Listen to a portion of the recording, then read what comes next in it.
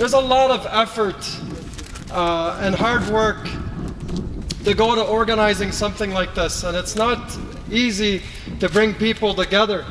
And I know many of you have come from Windsor and Mississauga, I guess. Vancouver, sisters from Vancouver. Wow, Windsor. Vancouver. I'm ashamed to be an Ottawa resident, as you know, our community is very vast and large here, from all Arabic ethnicities. And I wish at some point, I guess, you know, they see a lot of demonstrations every day, and human beings, we naturally conform. But hopefully conformity could be a short-run endeavor, and you know, we stop being complacent and we take action. Just a couple of things about Yemen. Of course, you've heard about the facts. The sister said a lovely speech about some of the tragedies. And of course, I have some more facts maybe to add to that. And you know, for the past 4 years, it's incredibly difficult to watch our media, our CBC. I mean, the station's just right over here.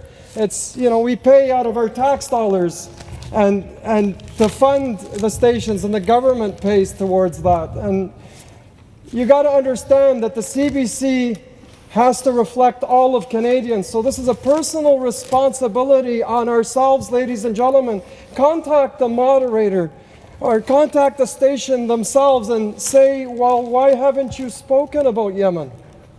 Especially if our government is still going ahead with the $15 billion deal. I talk to people from our community. I'm not going to mention our fellow Canadians of other faiths, our French Canadians. It's us first. We are personally responsible for bringing out this information. Every day I had somebody close to me say, oh, did you know that Canada is funding the Saudi regime with $15 billion of weapons, as though this law passed today? Ladies and gentlemen, this was a contract that was signed by the previous government. Yes. So we know, and I'm not going to take away from Justin Trudeau's compassion. He is compassionate. He does advocate for all of Canadians. Okay? But he did make a couple of mistakes.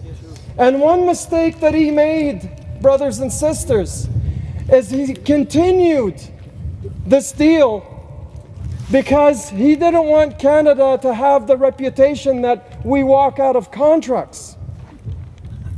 That's not a good reason. It's an excuse. Yes. Now, I'm in walking with another politician a couple of years ago, and this is a politician that wanted our support. We support politicians all the time. We have good friends in Parliament Hill. We also have good friends in provincial parliament and the city as well. A liberal politician, and I'm not going to mention their name because I don't throw people under the bus like that. I'll give them an opportunity maybe to change their opinion a bit. A good friend of mine, he said, well, if we discontinue this $15 billion deal, ladies and gentlemen, that means 5,000 people in a factory will lose their jobs.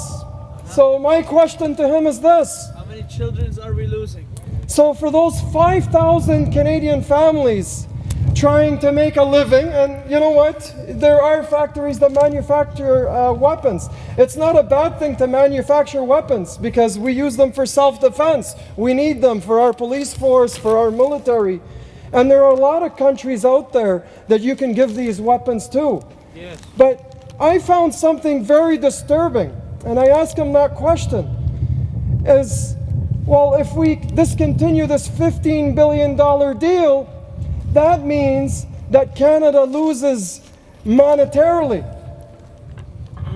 So my question to him again is, you know, you have a daughter, she's a beautiful 4-year-old daughter of his. Do you care about her, Mr. Politician? Of course he does. Well, I go, did you know that those 5,000 workers coming to feed their families every day, did you know because they're trying to feed their families, they're keeping 83,000 children starving in Yemen that died. Shame! Shame! So, a lot of the politicians don't know these facts. Some do, and try not to think about it too much. And this is where our responsibility comes in. This is a fact. This is a statistical fact. I'm not going to go about Yemen because I'm sure enough of that is said here and it's articulated very well. But I'll tell you, the average person checks their phone 150 times a day, ladies and gentlemen. And I'm sure you get the odd joke on your WhatsApp and your Snapchat and the Instagram and Facebook and Twitter, right? Yes. And of course, you get the jokes, you get those funny videos, and people like to take a picture of every meal throughout the day, right? Yes. So I'm asking everybody here, 20% of that, ladies and gentlemen, let's commit that to the people of Yemen. 20% of that means 150 of your tweets or Instagram messages or your emails. 20% of that would be 30 times. Maybe if we ask for 5%, maybe that goes down to 5 or 7. 5 or 7 times. I have a public page on Facebook that has about 5,000 followers. And I'm constantly by myself. Now, if he's on there, I'll probably get him to comment a couple of times. And obviously, there's a lot of people that do. But sometimes I'm commenting and defending the Yemeni case with people that are completely hostile. People that are racist. And then the Zionists come in and they say, get out of here, you Shia scum or Muslim scum or whatever. Right? Or, and then obviously they use derogatory language, which I cannot say in front of the camera today. Thank you. But what I would like from the university students, and this is my experience 20 years ago in university. I mean, I'm dating myself. I know some people think I'm in my 20s, but I'm close to 40 today. Alhamdulillah. What I'd like from the university students, don't reinvent the wheel. I mean, you have a protest like this, we've done a lot of protests before, but we see a brother and a sister making the effort. Let's endorse those protests. That's the one thing. Another thing too is there are organizations at your universities that advocate for children's rights across the world, for women's rights across the world, amnesty, human rights. Let's go out to these channels and ask them, do you know about Yemen? Have you covered that? And if they don't know, or if they're ignoring it because they don't know, maybe that's your cue to speak to them and educate them about this issue. Because I'm sure once they find out, they will come and join your protest. So that's one thing I'd like to engage with you today. Of course, in social media, it's so easy. I remember 20 years ago when we would do protests, we'd get 1,000 people depending on the incident. Some people, will get 100 unfortunately, or 200 or whatever. But back in the day, we used to have to call people and give them papers and pamphlets and make some posters and whatever. Today, you get sent a message from Brother Firas and the sister, sorry, I forget your name. Aliyah. And all you have to do is tag 50 of your friends. Your job is done.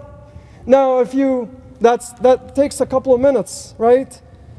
If you spend 10 minutes, you can get 1,000 of your friends.